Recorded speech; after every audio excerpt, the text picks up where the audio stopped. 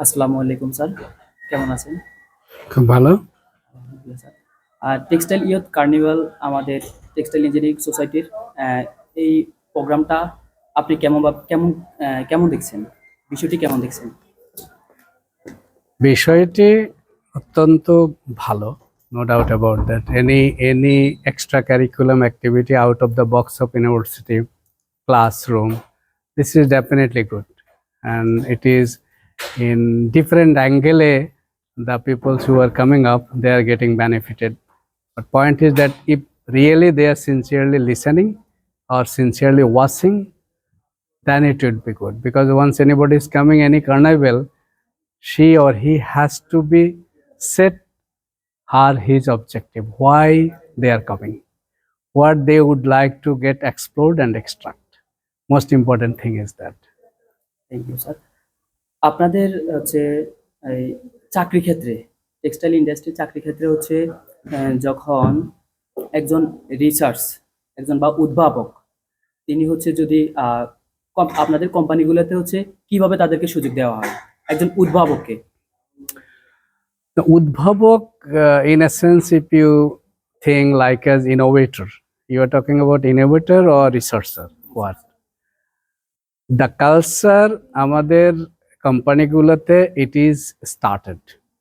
The researcher or innovator, how he will work at workplace, it is started. It's the beginning. Last 2, 3, 4 years, what we have observed, most of the companies, especially the established company, তারা তাদের অফিসে তারা R&D department করছেন, তারা design studio করছেন, তারা innovative centre করছেন, lab করছেন। It's a beginning, I can't say এটা অনেক দূরে গিয়েছে, বাট যারা ইয়াং আমরা আছি তাদের জন্য একটা সুসংবাদ। কেউ যদি চিন্তা করে যে আমি R&D সেকশনে কাজ করব, তাহলে তার জন্য কিন্তু অপরচুনিটি ক্রিয়েট হচ্ছে। কেউ যদি বলে যে আমি শুধু ডিজাইন স্টুডিও নিয়ে কাজ করব, আমি ডিজাইন নিয়ে কাজ করব, তার আইডিয়া জেনারেট করবে, তাহলে সেটাও এখন এস্টাবলিশড কোম্পানিগুলো কিন্তু সেটা করছে, পরিবেশটা তৈরি করছে, রিক্রুটমেন্ট হচ্ছে। স্যার, ভাস্কর অ্যাকাউন্ট ল্যাব আপনাদের কোম্পানিতে হচ্ছে আমাদের টেক্সটাইল ইঞ্জিনিয়ারিং সোসাইটির যেই ছাত্ররা আছে তাদের জন্য কি সুযোগ রয়েছে? আচ্ছা, Bhaskar accounting lab, Bhaskar accounting lab এটা একটা ইনিশিয়েটিভ। এই ইনিশিয়েটিভ হলো to groom and build the graduate after education. সে ওয়ার্ক প্লেসে গিয়ে কি করবে, এটার একটা ডিলেমার ভিতরে সে চলতে থাকে, স্পেশালি ইন প্রাইভেট সেক্টর, আমরা বলছি না যে গভর্নমেন্ট সেক্টর। আমাদের থ্রু আউট 30-35 ইয়ার্স এক্সপিরিয়েন্স আমরা দেখেছি এই অপরচুনিটি অ্যাজ এ সিনিয়র আমাদের এটা তৈরি করা উচিত, এবং আমাদের গ্র্যাজুয়েটদের সাথে কাজ করা উচিত, এবং ওদেরকে অ্যাজ এ সিনিয়র আমাদের একটা রেসপন্সিবিলিটি হিসাবে টেক আপ করা উচিত, তাদেরকে এডুকেট করা উচিত থ্রু আওয়ার লার্নিং ক্যাপ, যে ব্রিজিং কোর্স আমরা যেটাকে বলি।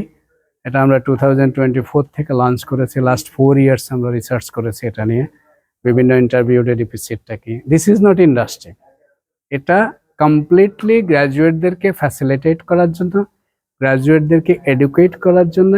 It is a one kind of mentoring and counselling এবং স্কিল ডেভেলপমেন্ট ইনিশিয়েটিভ।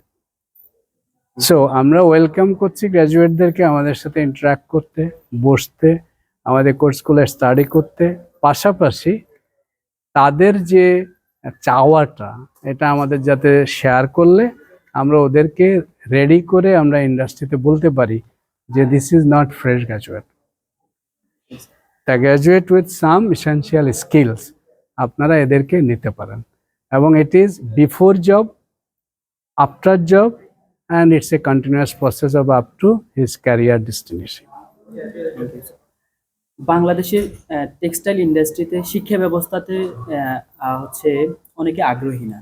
এই সেক্টরটাতে হচ্ছে অনেকে আসতে চায় না, যে সরকারি চাকরির ভ্যালুটা একটু কম। অনেকে হচ্ছে প্রাইভেট সেক্টরে বা লিঙ্ক আপ এই বিষয়গুলো থাকে। হচ্ছে সরকারি জব এবং প্রাইভেট জবের এখানে হচ্ছে টেক্সটাইল ইন্ডাস্ট্রিটাকে টেক্সটাইল সেক্টরের শিক্ষার্থীদেরকে কেমনভাবে বিবেচনা করা হয়? না, টেক্সটাইল ইন্ডাস্ট্রিতে ভালো স্টুডেন্ট আসতে চাচ্ছে না, এই জায়গায় আমি একটু দ্বিমত পোষণ করব।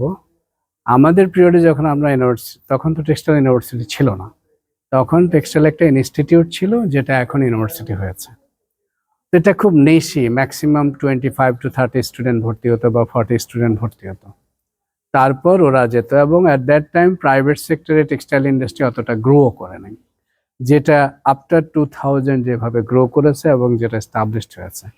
আর মজার ব্যাপার হলো যে টেক্সটাইল অ্যাপারেল ইন্ডাস্ট্রিটা গ্রোই করেছে প্রাইভেট সেক্টরে। তাহলে যারা এটা পড়বে তাদের মাইন্ডসেট করতে হবে তারা প্রাইভেট সেক্টরেই কাজ করবে, কারণ প্রাইভেট সেক্টরের grooming and building up a human আর সরকারি চাকরির বিল্ডিং আপ হিউম্যানের মধ্যে কোয়াইট ডিফারেন্স আছে। এই ডিফারেন্সটা আমাদেরকে বুঝতে হবে, যেটা ইনফ্যাক্ট আমরা ক্লাসরুমে খুঁজে পাচ্ছি না। আফটার ক্লাসরুম, আফটার গ্র্যাজুয়েশন, এই জায়গাটায় সাপোর্ট দেওয়ার জন্যই কিন্তু আমাদের এই যে নতুন ইনিশিয়েটিভটা আমরা নিলাম, সেই নতুন ইনিশিয়েটিভ যেটা আজকে আমরা বলার চেষ্টা করব আমাদের অডিয়েন্সের কাছে। এবং আমরা একটা প্রোগ্রামও নিচ্ছি রাউন্ড দ্য ইয়ার, যে আপনাদের মতো ইয়াং সোসাইটিগুলো যারা আছে, ইউনিভার্সিটিগুলো যারা আছে, ওদের সাথে একটা কোলাবোরেটিভ পার্টনারশিপ রেডি করা, যে আসলে প্রাইভেট সেক্টর কি চায়। আমাদের একটা জিনিস কিন্তু বুঝতে হবে, প্রাইভেট সেক্টর কিন্তু চ্যারিটি অর্গানাইজেশন নয়। প্রাইভেট ইন্ডাস্ট্রি কিন্তু কারো ডোনেশনের উপর চলে না। প্রাইভেট সেক্টর এমন একটা ইন্ডাস্ট্রি যেখানে আপনি একজন গ্র্যাজুয়েট যদি রিক্রুট হন, আপনাকে মনে প্রাণে চিন্তা করতে হবে, আমি যে স্যালারিটা পাচ্ছি এই স্যালারিটা আমাকে আর্ন করতে হবে, এবং এই স্যালারির এক্সচেঞ্জে আমাকে কোম্পানিকে কমার্শিয়াল ভ্যালু জেনারেট করে দিতে হবে, যেটা গভর্নমেন্ট সেক্টর বা কর্পোরেট সেক্টরে অনেক কম। দ্যাটস ওয়াই প্রাইভেট সেক্টরে job speed, job goal, job preparation, job analysis and government জবের মধ্যে অনেকখানি ডিফারেন্স আছে। তো এই মেন্টালিটিটা নিয়ে আমাদেরকে আগাতে হবে। আর সবচেয়ে বড় জিনিস হলো, এখন স্টুডেন্ট কিন্তু আসছে। আপনি যদি বিইউএফটি-কে দেখেন, আপনি যদি বুটেক্সকে দেখেন, বা আপনার নেটারকে যদি দেখেন, এখান থেকে কিন্তু অনেক এন্টারপ্রেনিউর উঠে আসছে, এবং তারা কিন্তু আমাদের বাংলাদেশে অনেক বড় বড় অর্গানাইজেশন কিন্তু লিড দিচ্ছে। যেমন আজকে যিনি আসবেন আপনাদের টেক্সটাইল ইঞ্জিনিয়ার সোসাইটির প্রেসিডেন্ট, মানে টেক্সটাইল ইঞ্জিনিয়ার্স ইনস্টিটিউটের, উনিও কিন্তু বুটেক্সের স্টুডেন্ট। উনি কিন্তু একজন এন্টারপ্রেনিউর, ইনভেস্টর, আমাদের জন্য বড় একটা পাওয়া। ডেফিনেটলি। এবং এটা অনেকে, যেমন মাইক্রোফাইবারের ওনার, উনি কমপ্লিট বুটেক্সের গ্রাজুয়েট। Thank you sir. আচ্ছা স্যার, হচ্ছে টেক্সটাইল ইন্ডাস্ট্রি থেকে পড়াশোনা করে অনেক আছে এমফিল বা পিএইচডি করার জন্য হচ্ছে রিসার্চের কাজটা করে। রিসার্চের কাজটা যখন সে করে তখন হচ্ছে রিসার্চ পেপার বের করে এবং পাবলিশ করে দেন হচ্ছে পিএইচডির জন্য ভাইরাসে বিভিন্ন কান্ট্রিতে বা ইউনিভার্সিটিতে পিএইচডি করতে যায়। তো সেক্ষেত্রে হচ্ছে একজন উদ্ভাবক আমাদের কাছ থেকে কিন্তু হারায় যাচ্ছে। ওরা পিএইচডির জন্যই কিন্তু বাইরে যাচ্ছে। আমাদের দেশে বা আমাদের ইন্ডাস্ট্রি সেক্টরগুলোতে তাদেরকে এই সুযোগটা দিলে কেমন হতো? আপনি এই বিষয়টা কেমন বলে বিবেচনা করেন? দেখুন, পিএইচডি এডুকেশনটা একটু ভিন্ন। পিএইচডি যখন আপনি করবেন তখন আপনাকে সাইমালটেনিয়াসলি দুটো পার্ট রান করতে হয়। একটা হলো আপনার একাডেমিক, সেকেন্ড হলো আপনার রিসার্চ উইথ ফ্রিকোয়েন্স ট্রানজেকশনাল ডেটা নিয়ে আপনাকে কাজ করতে হয়। তো আমাদের দেশেও কিন্তু আমাদের ইউনিভার্সিটিগুলো থেকে কিন্তু এখন পিএইচডি দেওয়া হচ্ছে ঠিক না। আমাদের ন্যাশনাল ইউনিভার্সিটিগুলো কিন্তু এখন পিএইচডি দেয়, এবং আমাদের অনেক গ্র্যাজুয়েট কিন্তু বিদেশে না গিয়ে কিন্তু এখান থেকেই পিএইচডি করছে। এখন ইন্টেনশন ডিপেন্ড করছে, আপনি যিনি গ্র্যাজুয়েট হচ্ছেন, you should not be frustrated যে আমার দেশে আমি কিছু করতে পারতেছি না, আমাকে জায়গা দিচ্ছে না। বাট এই থট প্রসেসটা কিন্তু এখন চেঞ্জ হয়ে যাচ্ছে। মানে আপনি যদি চান যে আপনি আমেরিকাতে গিয়ে বা ম্যানচেস্টার সিটি, যেটাকে টেক্সটাইলের হাব বলা হতো ইংল্যান্ডে, এখনো বলা হয় যে আমি ম্যানচেস্টার ইউনিভার্সিটিতে যাব না যে আমাকে পিএইচডি করার জন্য, আপনি পিএইচডি বুটেক্সে করতে পারেন। বুটেক্সে লট অফ প্রফেসর আছে, বিইউএফটিতে করতে পারেন, সুযোগ এখানে আছে। But you have to explore through your institutions and BTMEA এবং বিজিএমইএ। আপনি দেখছেন যে এখন অনেক কোলাবোরেটিভ মিটিং করে যাচ্ছে, প্রেজেন্টেশন করে যাচ্ছে, এবং ওনারা যাচ্ছেন।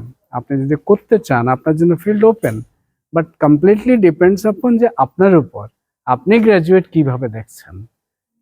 আর যখনই আপনি টেক্সটাইল এবং অ্যাপারেল চিন্তা করে ফেলছেন, আপনাকে ধরেই নিতে হবে আপনি কাজ করবেন প্রাইভেট সেক্টরে। থ্যাংক ইউ সো মাচ, ধন্যবাদ আমাদেরকে সময় দেওয়ার জন্য। Thank you very much, thank you very much. আসসালামু আলাইকুম।